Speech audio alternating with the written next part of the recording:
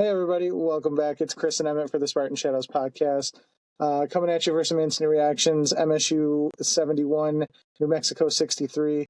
The Spartans advance out of the round of 32, heading to the Sweet 16, and it feels good to get into the second weekend again.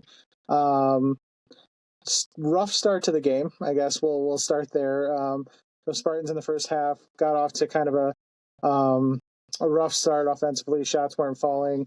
Just kind of a slow start again. New Mexico came out of the gate firing, was hitting everything they threw up, and it got kind of out of hand quickly. The Spartans ended up going down 10 fairly quickly in the first half. A credit to them, they did battle to pull it back within 2 at the break, and then from there on, we just kind of scratched and clawed, and were eventually able to pull away late. Couple of spots, the Spartans' 3-point shooting failed them in the first half. We could not get much to fall, and that's part of the reason for the slow start. They did pick it up a little bit in the second half, but only ended up going 4-15 for the Knights. Not the best. Free throws were also under 70% again, which you don't like to see, especially drawing Chris Beard's Ole Miss in the next round, but we'll get into that a little bit more. Interesting night. At this point, survive and advance, a win's a win. I'm not going to complain too much. MSU did win the rebounding battle by 9, so that was good to see. But Emmett, what'd you think? So, my main takeaway from this game was that it was your ugly win, but obviously this is that time when it doesn't matter how pretty your wins are, you just have to keep winning. But New Mexico came off hot, just like the game against Bryant. MSU was down early, trailing, I believe, 7-0, at least 7-0. 6-0, 7-0.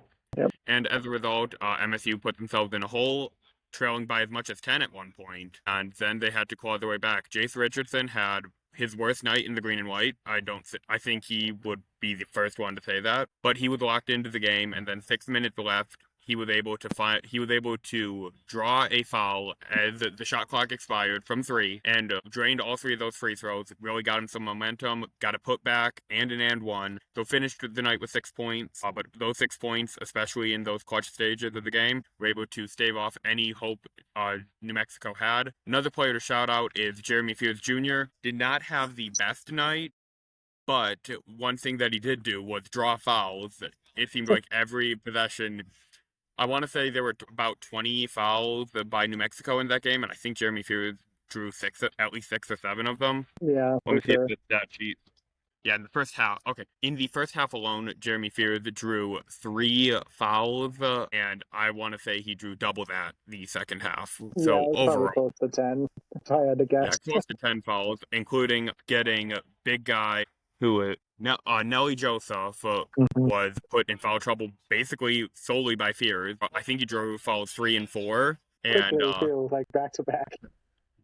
it was kind of a little bit of a game, it seemed, to Izzo at points, with the second Joseph would go to the scorer's table. You seem to see Fears being the next guy to be in the scorer's table. Jeremy Fears too. It was kind of funny.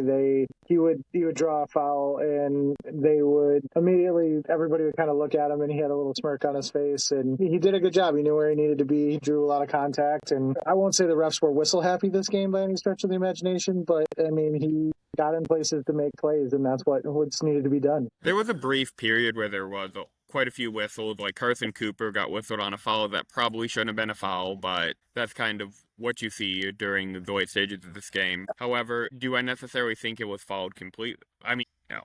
Do I also think that I think New Mexico got the bad end of a couple calls? I do think both teams got away with quite a few travels, and my biggest what the F moment would be, I believe right before the under 12 media timeout, the referee spotted a wet spot on the court, so obviously called for the towel people to wipe it. It's 11:53, that's going to be a media timeout. But then he tries to get Jace Richardson, I believe Jeremy Fears, and CJ Noland of New Mexico to shake hands, and all of them just looked at the ref like, is this middle school? Yeah. Fears batted his hand away. Noland was already walking away. It was kind of the half-hearted, sure, but yeah, everyone just it was a very weird moment on the court. Nobody really knew what was going on. Yeah, overall, this was a good game, ugly game, but I'm sorry, I'm just riding the high of this team getting back to the Sweet 16. It's going to be a good game. Unfortunately for me, this is the end of my from the from live coverage of Michigan State men's basketball for 2024-2025. The postage won't clear for Atlanta, unfortunately, and San Antonio, you have to go to Atlanta. The way media works, you have to go to that. So this is the end of the road for me, and it has been a blast to cover this team. I cannot wait to be watching it on TV. For those wondering at home, Friday, 7:09 p.m. Eastern on CBS in Atlanta. If you're down south, if you have the money and the ability to, drive out and see him. Cohen Carr returning to his hometown for the second time this season. Remember, he played the Champions Classic against Kansas at the start of the year. Knock on wood, that result's going to be different. Yeah. But it was a game that, sure, it might have felt like a 2-hour-long root canal, but that relief you feel at the end and the pain gone, you can't feel any pain when this team is going to the Sweet 16. First Sweet 16 in a couple years. Trey Hallman was talking on it in the locker room and said that, I was a freshman and I'm going to be telling the freshmen, enjoy the moment and make the most of every minute you're on court, every minute you're practicing, because you don't know when you're getting this chance again. And I recommend that same to the fans.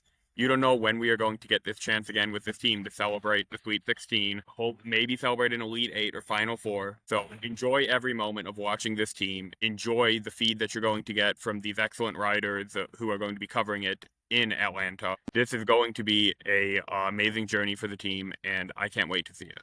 Yeah, absolutely. We got kind of spoiled there for all these years where the Sweet 16 was pretty much a guarantee, and Final Four was happening, every handful of years. So I think this past stretch of, 4 or 5 years has really kind of showed us that it's not an easy accomplishment to get to.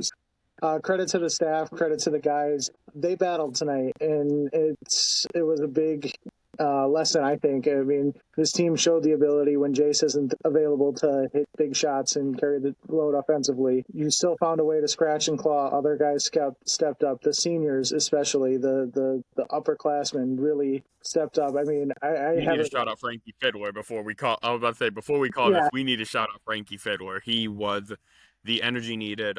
First half alone, +6, providing that spark off the bench. There is a reason why when you saw Xavier Booker really slide off the end of the bench in terms of the rotation, you keep Frankie Fiddler in, because tonight, and Bryant as well, you got to see sparks from Fiddler, and as a result, his, I believe, 8 points. 10? Oh, he finished at 10? Sneaky 10. Okay, sneaky 10 points from Fiddler. I thought he was at 8. Yeah. Sneaky double-digit game. Some people behind me were saying that it was a legacy game. I'm sorry, that's not going to beat his 20-point outing, but this type of memory is going to replace the feelings of, well, Fiddler was a transfer that didn't pan out. Because this moment is what Izzo wanted for Frankie Fiddler.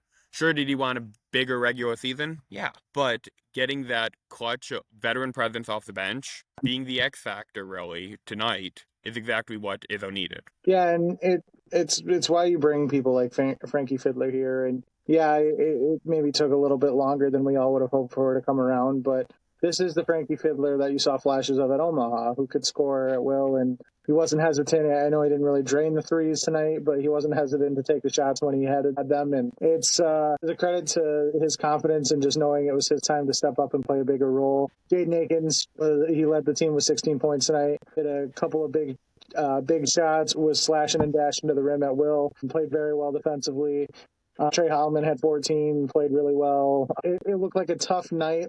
I wouldn't say Trey was automatically on shooting the ball. He kind of just felt like he was battling through to get some shots to fall, but he hit some big shots, and there was a clutch 3 in the later half of the second half that helped get some momentum back on our side when New Mexico was trying to take a little bit of a run to come back. And Cohen Carr, I mean, he didn't quite get to double figures, but he had 8 points and 6 boards.